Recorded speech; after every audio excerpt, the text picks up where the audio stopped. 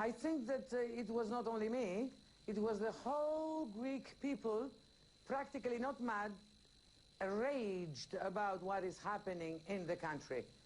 We are counted as collateral damage of a huge mistake of Western capitalism, IMF, the central bank, Mrs. Merkel, and all the guys that want their money back.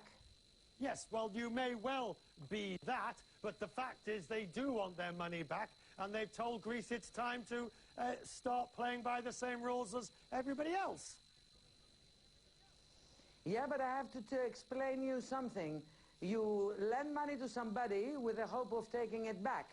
You don't lend somebody money so that you take his life back as a price and as a punishment. What is happening now is that nobody knows what exactly is this. All right. Richard, what exactly is this debt? Whose debt is it? Is it the Greek people's debt? No. It's not our debt. It's not the Greek people that took the money. It's a small amount of big companies, multinational lenders and banks. So, it's not the Greek people. So what? And you should ask other deputies in the world, can they survive under these terms? Can you survive?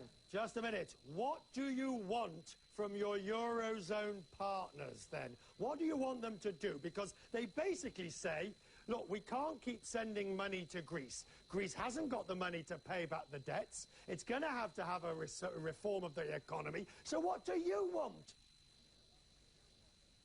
What do I want? And lots of people want now here in this country a beautiful exodus. We want to get out of the Eurozone. We want to take our lives back. Staying in the Eurozone is a disaster. A disaster getting in and a disaster getting out. But you must know that exiting the Eurozone would lead to a total collapse of the banking system, a total collapse of the economy, and put Greece in a worse situation than it is today if you had to go back to the drachma overnight. It can't be overnight, and it can't be the way this is planned by our lenders, our creditors. It is a decision, it is a political decision. This country is a country, it's not a business. And that's why we cannot accept proposals, change your name, remake your image, start from the beginning. You can't start a whole country from the beginning. You can start an economy from the beginning. As we look forward, though, and you come to the conclusion of what happens now, ministers are already resigning from the government. There is strikes on the street. There are riots. What is your fundamental fear of what can and might happen in Greece? It's not a fundamental fear, it's a demand. Well, the first thing we need is elections now. There is no legitimacy of this government. The way is running things, and there isn't no legitimacy for signing the future of 2 or 3 or 4 generations. Nobody elected Mr. Papadimos.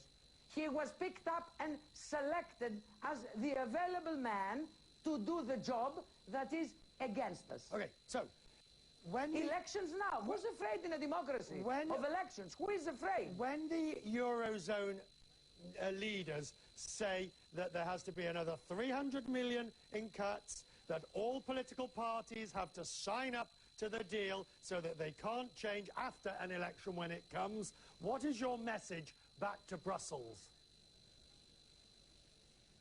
We will resist to the last breath. Even if the law passes, nobody is going to implement the law.